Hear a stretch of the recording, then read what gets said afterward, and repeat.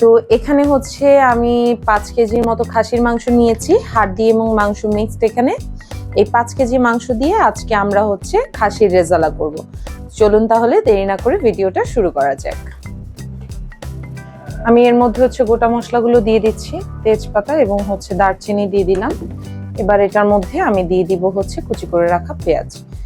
কুচি করে রাখা পেঁয়াজটা আমি এটার চারপাশে ধরে দিয়ে দিচ্ছি। সুন্দর করে হচ্ছে পেঁয়াজ দিয়ে দিচ্ছি। এখানে আমি কুচি করে রাখা পেঁয়াজটা অল্প ব্যবহার করেছি, কারণ এর মধ্যে আমি হচ্ছে বাটা পেঁয়াজ দিব। এবার এর মধ্যে আমি বাটা মশলা দেওয়া শুরু করব। এখানে আমি হচ্ছে রসুন নিয়েছি 2.5 টেবিল চামচের মতো। 2.5 টেবিল চামচ রসুন দিয়ে দিচ্ছি। এখানে 3 টেবিল চামচ পরিমাণ আদা নিয়েছি, আদা দিয়ে দিলাম। এবার এখানে হচ্ছে আমাদের গোলমরিচ বাটা আছে, গোলমরিচ বাটা দিয়ে দিচ্ছি। এটা জয়ফল বাটা, এটা জয়ত্রী বাটা। আমি সব বাটা মশলাগুলো দিয়ে দিলাম। ওকে, এখানে আমি আমার মশলাটাকে মাখানোর আগে হচ্ছে লবণ আর হচ্ছে সিরকা দিয়ে হচ্ছে ভিজিয়ে রেখেছিলাম, যাতে করে হচ্ছে এটার মধ্যে থেকে কোনো গন্ধ না আসে। তো আপনারাও হচ্ছে এই ট্রিকটা ইউজ করতে পারেন, যাতে করে হচ্ছে আপনার খাসির মাংস থেকে কোনো গন্ধ না আসে। এটার মধ্যে হচ্ছে স্বাদ মতো লবণ দিয়ে দিচ্ছি আমরা। আপনারা চেষ্টা করবেন হচ্ছে হাতে মাখানোর জন্য। হাতে মাখালে আসলে হচ্ছে মাংসের টেস্টটা অনেক ভালো আসে।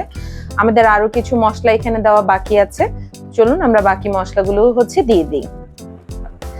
এবার এটার মধ্যে হচ্ছে আমি আরো কিছু বাটা দিয়ে দিব। এখানে হচ্ছে কাজু বাদাম বাটা আর হচ্ছে কাঠবাদাম বাটা আছে, এটা হচ্ছে পোস্তদানা বাটা।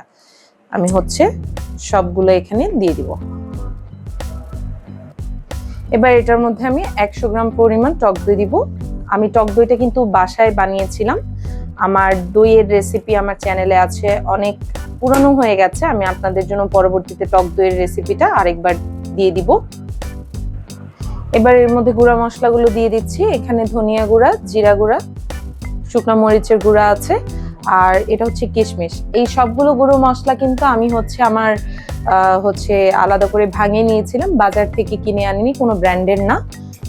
আমি সব মশলাগুলো কিনে এগুলোকে আলাদা করে গুঁড়ো করে নিয়েছিলাম। আমি এখানে হচ্ছে সবগুলো মশলা দিয়ে দিচ্ছি। আপনাদেরকে কিন্তু আমি শুরুর দিকে বলে দিয়েছিলাম যে আমি কিভাবে হচ্ছে আমার মাংসটাকে রেখেছিলাম। আমি হচ্ছে লবণ দিয়ে আর হচ্ছে ভিনেগার দিয়ে মাংসটাকে আধা ঘন্টার মতো ভিজিয়ে রেখে তারপরে হচ্ছে এখানে দিয়েছি। ওকে, এবার এটার মধ্যে এখন আমরা হচ্ছে তেল দিইনি, আমরা এটার মধ্যে হচ্ছে এবার পরিমাণ মতো একটু তেল দিয়ে দিব। আমি এখানে সয়াবিন অয়েল ব্যবহার করছি। এখানে আমি তেল দিয়ে দিলাম।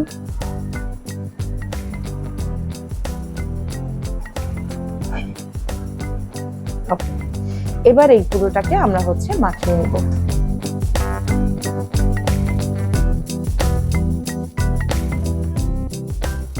আপনাদের প্রশ্ন আসতে পারে যে আপনারা এখানে হচ্ছে কেন এলাচ ব্যবহার করেননি। আমি বলতে ভুলে গিয়েছিলাম, এলাচটা আমি এখানে বাটা মশলার সাথেই নিয়েছিলাম। আমার হচ্ছে বাটা মশলার মধ্যে এলাচটা দেওয়া ছিল, এলাচটা মিক্সড করা ছিল। এবার আমরা এটাকে ভালো করে হচ্ছে মিশিয়ে নেব। আমি যেটা বলেছিলাম যে মাংস আসলে হাতে মাখালে টেস্টটা অনেক বেশি আসে। আপনারা চেষ্টা করবেন যে মাংসটা হচ্ছে হাত দিয়ে সুন্দর করে মাখাতে। যত সুন্দর করে হাত দিয়ে সময় নিয়ে মাংস মাখাবেন, তত কিন্তু মাংসের টেস্টটা বের হয়ে আসবে। এখানে আমি সবটা সুন্দর করে মাখিয়ে নিচ্ছি। এটা মাখানো প্রায় হয়ে গেছে। এবার এটার মধ্যে হচ্ছে আমি 2টা শাহি এলাচ দিয়ে দিচ্ছি, আর এর মধ্যে আমি দিয়ে দিব এবার পেঁয়াজ বাটা।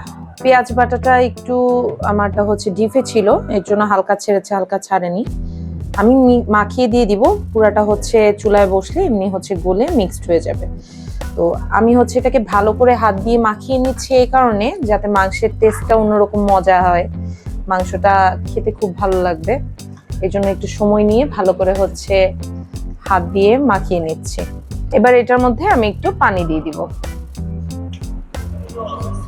এটাকে আমার মা হাত ধোয়া পানি বলে।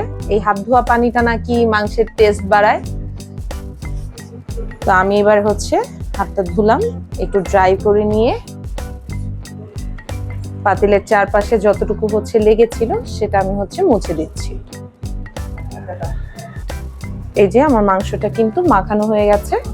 এবার আমরা এটাকে ঢাকনা দিয়ে ঢেকে প্রায় 2 ঘন্টার মতো রেস্টে রেখে দিব। 2 ঘন্টা পর আমি এটাকে এখন চুলায় বসিয়ে দিচ্ছি। চুলাটা অন করে দিলাম। এটা এইভাবে এখন হতে থাকবে। আমি আঁচটা কমিয়ে দিচ্ছি, ধিমে আঁচে হবে। আমি যদি আপনাদেরকে পারতাম যে ক্যামেরার থ্রুতে এটার স্মেল দিতে, তাহলে হয়তো বুঝতে পারতেন যে কি সুন্দর একটা স্মেল এখন এটা দিচ্ছে। এটা কিন্তু মাখানোতে অনেক সুন্দর একটা স্মেল ছেড়েছে। 2 ঘন্টা পর্যন্ত এটাকে ম্যারিনেট করে এভাবেই রেখে দিবেন। ঠিক আছে, তাহলে এটা এভাবে হতে থাকুক, আমরা মাঝখানে এসে এটাকে নেড়ে দিব। এটা অনেকক্ষণ হচ্ছে আমি দমে রেখেছিলাম। এই যে রেজালা কিন্তু হালকা দমে হয়, তো আমি এটাকে হচ্ছে হালকা দমে রেখেই করছিলাম। এবার এটাকে একটু নেড়ে দিব। আমরা এরকম হালকা দমে রেখেই হচ্ছে সবগুলো মাংস সিদ্ধ করে নিব। হ্যাঁ, আমাদের মাংসটা হচ্ছে অলমোস্ট সিদ্ধ হয়ে গেছে। আরও কিছুক্ষণ আমরা রাখবো যেন একদম নরম তুলতুলে হয়ে যায়। তো এটাকে আমরা হচ্ছে আবার ঢেকে দেব।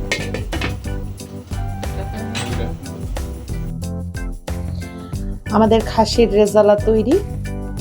এখন আমাদের লাস্ট স্টেপ, আমরা যেটা করব সেটা হচ্ছে এটার মধ্যে এখন ঘি দিয়ে দিব।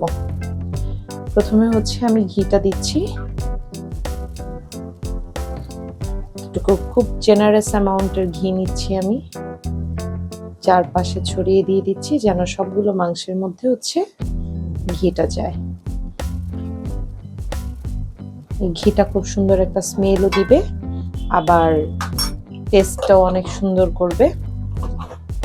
আমি ঘিটা দিয়েছি, এবার সুন্দর করে একটু নাড়া দিয়ে দিচ্ছি।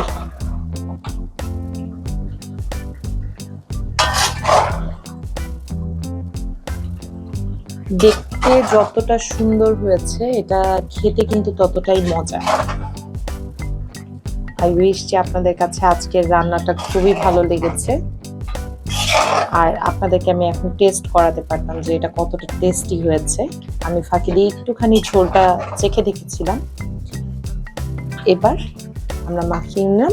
এবার এটার মধ্যে আমি হচ্ছে বেরেস্তা দিয়ে দিব। এবার এটার মধ্যে আমরা হচ্ছে বেরেস্তা দিয়ে দিব।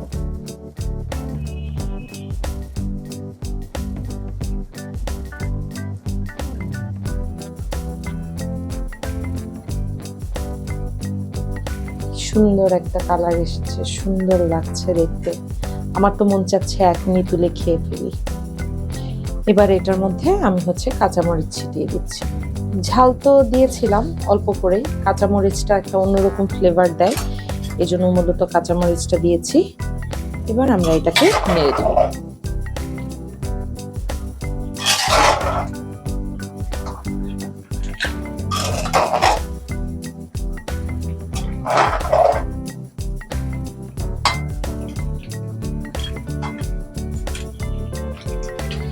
শেষ। এবার এটাকে আমরা হচ্ছে বেড়ে নিব। চলো, বাইরে নিব না, আমাদের খাসির রেজালা তৈরি। আপনারাও বাসায় তৈরি করে খাবেন। অবশ্যই আমাদেরকে জানাবেন যে ভিডিওটা আপনাদের কাছে কেমন লেগেছে। দেখা হবে পরবর্তী ভিডিওতে। ততদিন পর্যন্ত সবাই ভালো থাকবেন, সুস্থ থাকবেন। আল্লাহ হাফেজ।